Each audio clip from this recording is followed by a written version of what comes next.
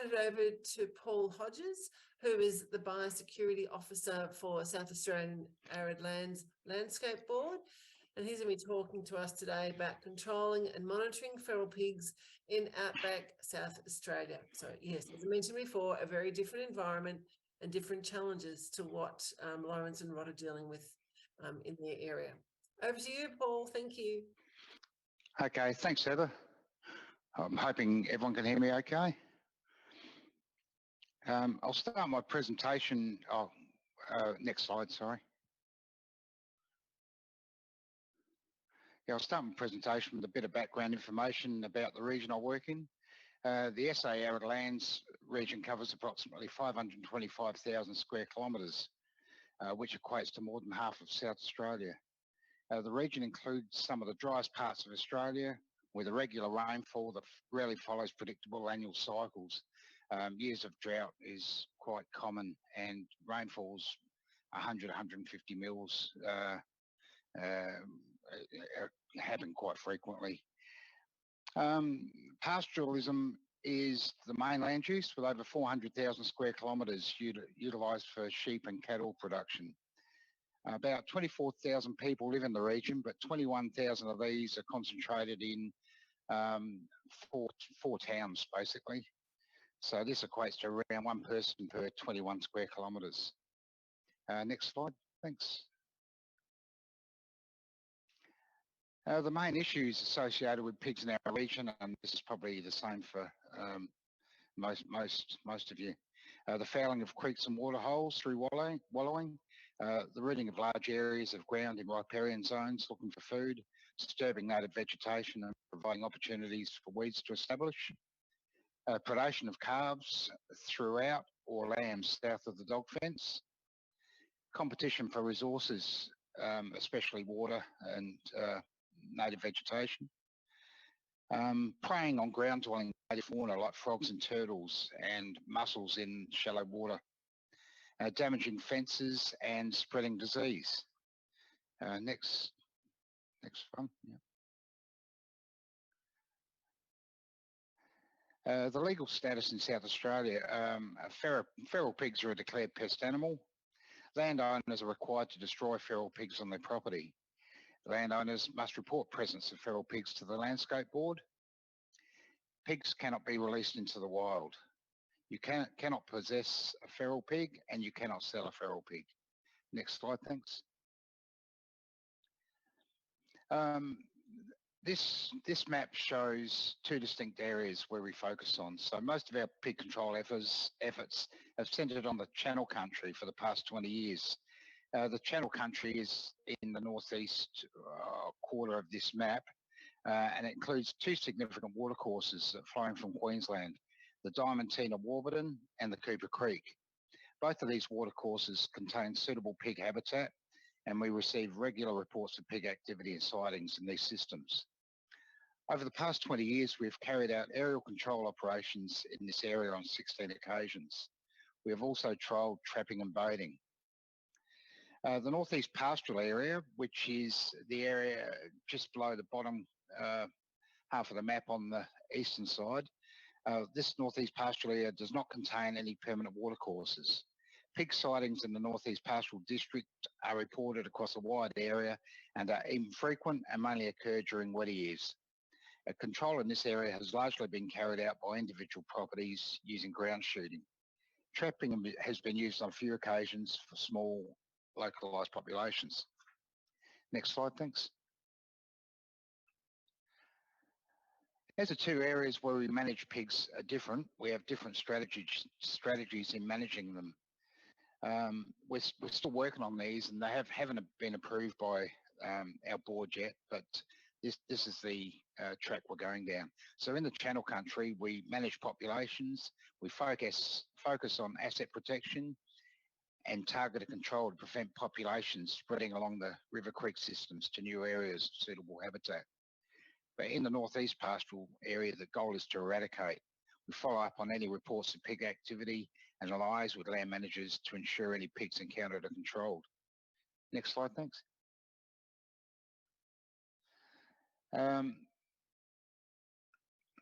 The SA Arid Lands Landscape Board offers support to stakeholders in a number of ways. These include organising pig control workshops and providing educational material, facilitating and coordinating aerial control operations in the Channel Country area, sourcing funding to carry out aerial control and a few baiting and trapping programs, surveying pig activity. We're encouraging the use of feral pig scan. I think most of you understand what that is. We interview land managers. We have ecology teams doing ground transects. Going back a number of years, we've used kayaks and light aircraft to survey as well. Like I mentioned about the pig scan, we're currently setting up landholder groups using this. We have 2 local groups we're currently setting up, and that's one on the Cooper Creek and one on Diamantina Warburton, both in the Channel Country area. We're developing pig management policies and strategies, and that's up to what we do, and like I discussed, the Channel Country versus Northeast Pastoral. So we'll have these will look quite different from each other. We're developing feral pig management property plans with land managers and investigating reports of pig activity from stakeholders. Next slide, thanks. We recognise the importance of partnerships. Stakeholders that SA Arid Landscape Board works with include pastoralists, traditional owners, national parks and wildlife, South Australia, conservation properties, including the Australian Wildlife Conservancy, mining operations, primary industries and regions, South Australia, PIRSA, neighbouring NRM organisations, both in South Australia and interstate. So Murraylands and Riverland Landscape Board, New South Wales Local Landcare Services, and New South Wales Department of Primary Industries. Both of those 2 New South Wales organisations have supported us in running workshops in our region. Desert Channels Queensland's another one. And we speak to them at different times, especially Desert Channel Queensland, about trying to coordinate our control. So because the system's running from Queensland, it makes sense to sort of target it across, at a landscape level, pig control operations, and also another partnership with helicopter companies, because that's what we use for our aerial operations. Next slide, thanks. Diseases are a sort of value add of some of our aerial operations. So most of you understand the risk of disease and pigs as a vector. So in Australia, hunters and dogs can become infected with brucellosis following direct contact with feral pig tissues and blood via skin abrasions and mucous membranes during the hunting and slaughter process. Dogs can also be infected if they are fed raw feral pig meat or offal. Brucellosis can spread from dogs to people. Symptoms include fever, sweats, joint pain and muscle pain. Japanese encephalitis is another disease that uses pigs as a vector for spread. This disease can be spread from pigs to people and stopped via mosquitoes. Symptoms of Japanese encephalitis may include fever, headache, vomiting, neck stiffness, disorientation, tremors, coma, seizures and paralysis. The SA Arid Lands Landscape Board have collected blood samples during aerial control operations for PIRSA, the Primary Industries and Regions South Australia, on a number of occasions. In November 2022, 16 samples were collected and 3 tested positive for brucellosis. We're still awaiting results for testing for Japanese encephalitis, because that is a bit more complicated and takes a bit longer. Results are passed on to land managers in the areas they are detected. Next slide, thanks. Our control program, we've spoken to landholders and get their sort of take on the sort of stuff we're doing, and we've sought feedback from them. This is some of the stuff we've got back, that most Channel Country land managers believe feral pig management plans are worthwhile. There's a common belief that trapping and baiting is difficult on most properties due to remoteness of pig populations and accessibility issues. Land managers in the Channel Country support aerial control operations. They accommodate the aerial operations team and provide up-to-date information on animal locations. I believe the aerial control operations are very effective and are of a great help to them and the environment. Some land managers have suggested to us that doing annual aerial control isn't frequent enough, because which in certain locations we're just not taking out enough pigs, as sort of referred to a bit earlier about getting more than 75%. And they say we should be doing it every 6 months so that they can keep on top of the pigs. One Channel Country land manager believes over the past 8 years the pig problem on their property has spread and is getting harder to control. We approached over 30 northeast pastoral land managers 12 months ago to develop feral pig management property plans. This was towards the end of a 5-year drought.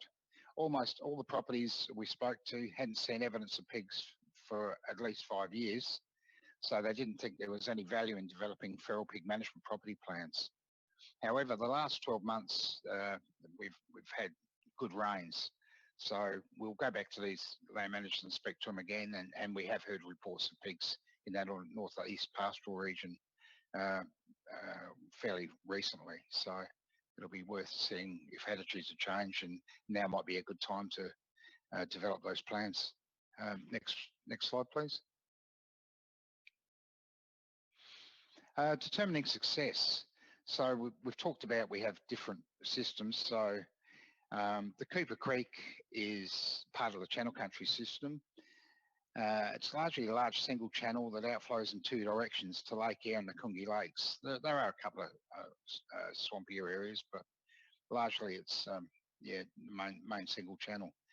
Our aerial control efforts over the past 20 years have focused on the Cooper Creek system due to projects being funded to protect the Ramsar-listed Coongie wetlands. This has seen a gradual reduction in pigs controlled over this period. Future success requires land managers to work together to take ownership of the problem, to monitor and report what is happening more effectively.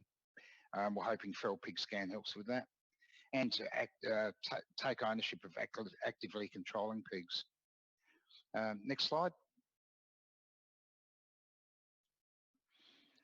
In the Diamantina watering system, this spreads out into a remote, inaccessible, vast lagoon system, Goyder's Lagoon, with a myriad of channels. In that photo, that's type of country we're looking at for a huge area. And as you can see, the length of the reeds and the cover there and the water courses running in between doesn't make it easy to control pigs, and really largely it's aerial controls the only option in this area. So this lagoon sort of starts about 50 kilometres in from the Queensland border down the Diamantina. Goyder's Lagoon, like I've mentioned, has vast areas of water channels, dense lignum stands and reed beds, and is a great environment for pigs. There's a large, well-established population here. We've controlled over 1,300 pigs during the last 2 area control operations in 18 months, but the complex nature of this system makes it difficult to know how many pigs may be present. And as I've said, the control in there's not easy. So the issues associated with this system are the low populated areas mean pig activity is not always picked up quickly. The remoteness of pig locations makes it difficult to trap or bait, or impossible in much of this country. There are very real concerns that pigs will establish on water holes and stock watering points further down watercourses during good seasons, thus increasing their range.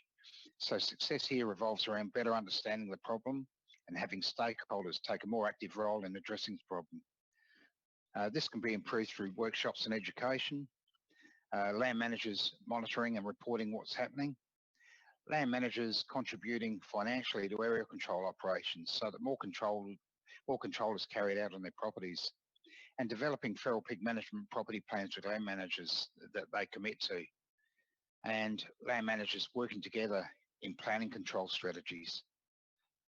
Next slide, please. Now, determining success in the northeast pastoral. Like I mentioned earlier, there's no permanent watercourses or well-established pig populations. And success in this area would include engaging the land managers to monitor and report pig signs and sightings and actively carry out control. Also having land managers commit to developing feral pig management property plans for their properties.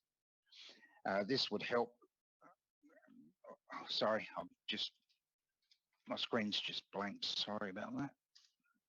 Yeah, okay, so having land managers commit to the feral pig management property plans on their properties, this would help guide them in what they do in the event of seeing a pig or signs of pigs.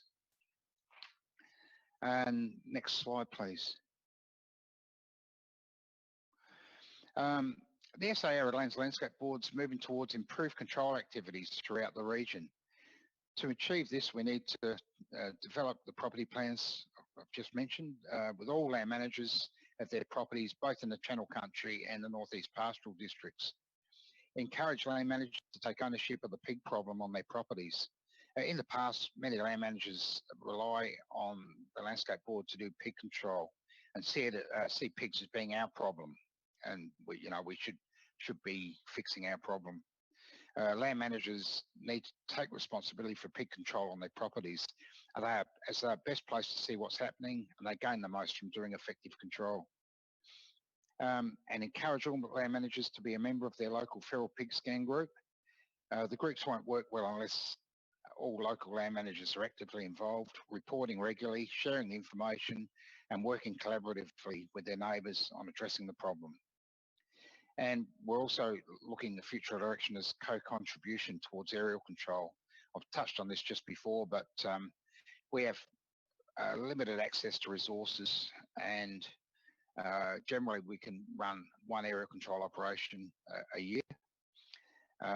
But if land managers contributed to the cost of running these operations, aerial control could occur for longer times on contributors' properties, maybe more frequently, cover more area, and remove more pigs, and participants would enjoy economies of scale in covering the cost of getting the helicopters out to such a remote area. And that's the last slide. That's largely me done. So thanks to Narelle and Heather for having us present today. And any questions, I suppose, through Heather, please.